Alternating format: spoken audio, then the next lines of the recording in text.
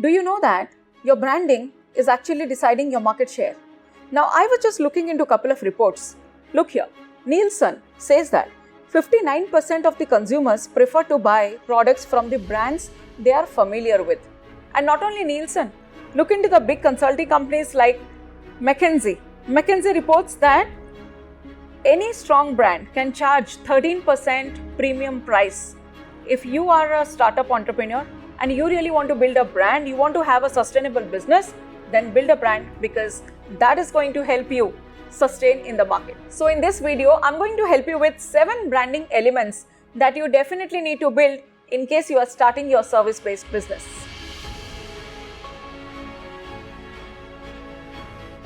Number 1 is the logo. Have 2 logos. One is a primary logo and another is a secondary logo. Primary logo is the one which is your flagship logo, and this is the brand you want to build. Secondary logo is something which is also similar to a primary logo but a little bit of different design, but you use it context setting wise, not every time. Both of the logos are required for your brand building, but of course you need to pay more focus to your primary logo. So how do you create a logo? Definitely hire a designer to really create a nice logo, but the creative idea, the thought process have to come from your side, and the best way is to sketch it on a pen and a paper and to show this is the ideation of the logo, and your designer will improvise on the idea you have given. Number 2, color palette. That's the reflection of your brand. So you need to know the combination of the different colors which you want to drive for your brand. And how do you code it? It's coded with something called an hex code, and you can get the hex code for any color you feel like creating your brand. I'll give you 2 sources that can really help you derive good combination of the palette and also their hex codes. Go and check out pinterest.com and colorhunt.com, and then you find out the biggest revolution of different shades of the colors and choose the colors for your own brand. Number 3, typography. Typography is all about the fonts which you are using to present your brand, and your brand presentation occurs everywhere, maybe on your website, your landing pages, the articles which you write, the different documents which you create, your letterhead, your business card, everything involves typography. And you need to be very sure about 3 different kinds of typography. One for the headline, second is for the subheadline, and third is for the body text. Now, what in typography should you freeze? You should freeze the font type, the font style, the name of the font, and of course, one step ahead, the size of the font. One of the nice websites for you to get a hang of the font is dafont.com. Go to thefont.com, explore widely whatever font you feel like, and choose the right font which you feel satisfied. Number 4, iconography. In today's world, every business is represented with multiple symbols, icons, and visual presentation. But how do you represent your brand? You need to freeze certain type of icons. Also choose on, do you want to go for colored icons, or you really want to go for black and white, single color, monochrome icons? Depending on what is the tonality, what is the voice you want to create, choose the icon accordingly. And choose icon for all different aspects of the business. Maybe a cultural representation, an artistic representation, a religious representation, or a business representation. Freeze the type of icons you want to portray. Number 5 is the brand voice. And the brand voice comes from the writing style of your brand. Now, your representation of the brand comes from different styles. There are multiple ways of writing. The writing style could be authoritative, it could be playful, it could be jolly, fun-loving, it could also be very professional, and there are different ways of writing style.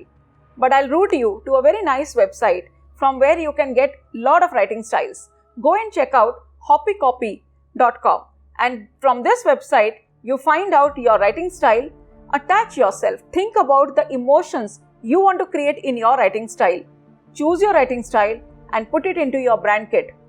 Share it with all your designers, all the social media people who are going to help you, because your tone, your voice has to come from any source you use for writing. Number 6, templates. In the business, templates are very valuable. You need to have multiple type of templates. But when you are starting your business, it's very important to have only 3 templates just to start with. Number 1 is your business card template. Have a very branded business card template which has the same writing style, same tonality, same voice. The second is your presentation template. When you are making slides and pitch deck, you need to prepare it on a certain slide deck, and that slide deck should also be branded. And number 3, letterhead.